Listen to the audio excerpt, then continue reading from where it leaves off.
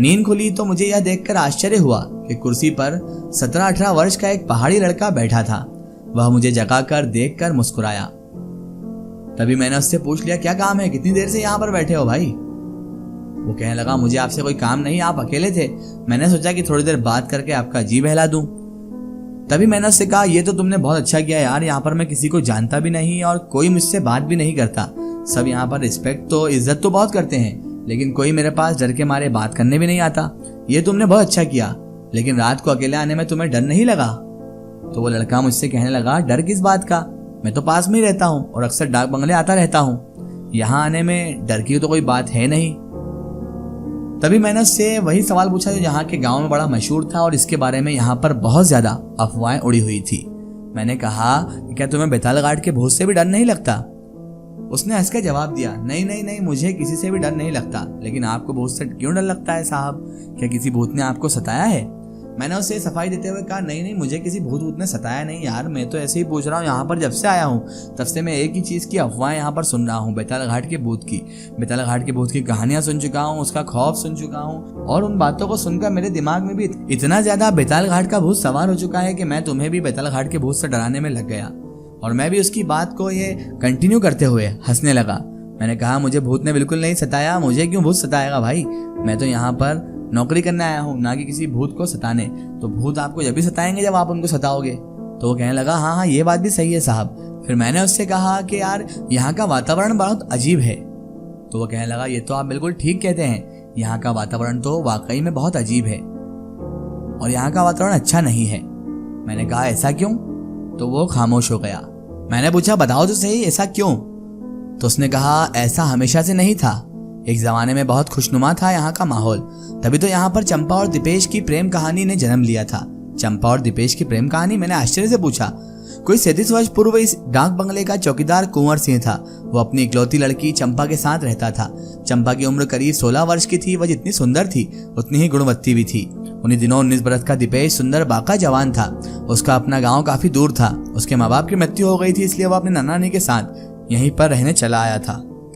दीपेश और चंपा में पहली मुलाकात में ही प्यार हो गया। कुंवर सिंह भी चंपा की शादी दीपेश से करने के लिए तैयार था। उसी समय नैनीताल के एक बड़े ठेकेदार ने हॉर्स के जंगलों में लकड़ी काटने का ठेका लिया और यह काम देखने के लिए अपने एक पुराने आदमी चरणदास को मैनेजर बनाकर बेताल घाट भेजा। उसे शराब और जुए की बुरी आदत थी। उसने ठेके के रूपों में से भी गबन करना शुरू कर दिया। चरणदास को जब ठेकेदार के आने का समाचार मिला तब वह बहुत घबराया और अपने बचने के उपाय ढूंढने लगा। ठेकेदार साहब रंगीली तबीयत के आदमी थे, इसलिए चरणदास ने चंपा को अपने बचाव का हथियार बनाना चाहा। ठेकेदार साहब का डाक बंगले में ठहरने का प्रबंध कराया गया। चरणदास को देखते ही ठेकेदार साहब बरस पड़े और तरह तरह की गालियां निकालने लगे। चरणदास ने उनके पैर पकड़कर उन्हें किसी तरह शांत किया। जब ठेकेदार साहब कोई ठंडे हुए तब उन्होंने आसपास नजर डालकर देखा कि यहाँ जगह बड़ी सुंदर है। इतनी सुंदर जगह में अगर कोई रंगीली शाम मिल जाए तो कैसा हो, ये सोचते हुए वह पलंग पर लेट गए। थोड़ी देर बाद कुंवर सिंह उनके लिए चाय नमकीन लेकर आ गया। शाम होते होते शराब के दौर पर दौर चलने लगे। दास की लच्छेदार बातें। जब शराब का दौर शुरू हुआ तब चरणदास ने अपने एक खास आदमी को 2 विलायती बोतलें दे समझा बुझाकर कुंवर सिंह के पास भेज दिया। आदमी कुंवर सिंह को अलग ले गया और कहा कि उससे काम से खुश होकर ठेकेदार साहब ने उसके लिए 2 विलायती शराब की बोतलें भेजी। विलायती शराब की बोतलें देखकर कुंवर सिंह अपने को रोक नहीं सका और दोनों बोतलें पीकर होश हवास खो बैठा। 8 बजे करीब की बात है। चरणदास स्वयं रसोई घर में पहुंचा और चंपा से बोला कि ठेकेदार साहब को खाना चाहिए और कुंवर सिंह का कहीं पता नहीं चल रहा। चंपा ने जब कुंवर सिंह को ढूंढा तब क्वार्टर में बेहोश होता पाया। उसकी इस हालत को देखकर चरणदास ने कहा कि खुद ही ठेकेदार साहब को खाना दे आए। बेचारी चंपा अपने बाप की नौकरी बचाने के लिए, अपने बाप को बचाने के लिए क्या नहीं करती। वह स्वयं ही खाना लेकर बंगले के अंदर जा पहुंची। चंपा को देखकर ठेकेदार साहब की लार टपकने लगी। चंपा कमरे से बाहर चली गई। तब चरणदास ने ठेकेदार साहब से कहा, हुजूर, मैंने इसके बाप से मिलकर सब बातें कर ली है। रात के 9:30 बजे रसोई घर बंद कर चंपा सोने के लिए अपने क्वार्टर जाने ही वाली थी कि चरणदास ने रसोई घर में आकर कहा कि ठेकेदार साहब को रात को दूध पीने की आदत है, वो एक गिलास उनके कमरे में दे आए। चंपा ने ऐसा ही किया। उस समय बंगले के आसपास और कोई नहीं था। चंपा दूध का गिलास मेज पर रखकर बाहर आने लगी थी कि चरणदास ने कहा, गिलास ठेकेदार साहब के हाथ में दो। चंपा ने गिलास ठेकेदार साहब को पकड़ने के लिए आगे बढ़ाया। उन्होंने एक हाथ से गिलास पकड़ा और दूसरे से कसकर उसकी कलाई पकड़ ली। चंपा का दिल बुरी तरह धड़कने लगा और उसके मुंह से एक चीख निकल गई। सारा जोर लगाकर उसने ठेकेदार साहब के हाथ से अपनी कलाई छुड़ाई और सामने के दरवाजे से निकलने को दौड़ी, लेकिन चरणदास तब तक दरवाजा बंद करके उसके आगे खड़ा हो गया। चंपा को उसने ठेकेदार साहब की ओर धकेल दिया। थकी मांदी होने पर भी चंपा ने काफी देर तक अपनी लाज बचाने के लिए लड़ाई लड़ी और अंततः बेहोश होकर गिर पड़ी। बंगले पर एकत्र चरणदास के आदमियों में एक कन्हैया भी था। उसकी दीपेश से मित्रता थी। जब उसने चंपा की चीख सुनी तब वह बहाना बनाकर चरणदास के अन्य आदमियों से छुट्टी लेकर 3 मील दूर दीपेश के पास पहुंचा। दीपेश भागता हुआ डाक बंगले पहुंचा।